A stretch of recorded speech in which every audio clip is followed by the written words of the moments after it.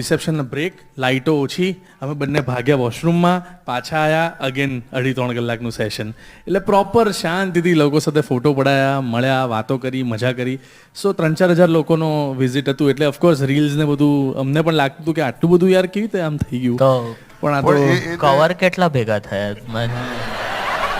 કારણ કે મેં મારા લગ્નમાં ખાસા બધા તો 3,000-100 રૂપિયા થાય તો એ ખાસું એવું ગણિત બેસી જાય. તું વિચાર કરે હજુ બિલ ભરે છે એટલે અડધા તો આપ્યા વગર ગયા છે. ના એટલે અમે જેટલા રિસેપ્શનના જેટલા કવર ગણ્યા તેમાંથી અમારો પીઠીનો ખર્ચો નીકળી ગયો હતો. એટલી બધી અડધી લગાઈ હું કરે તમે?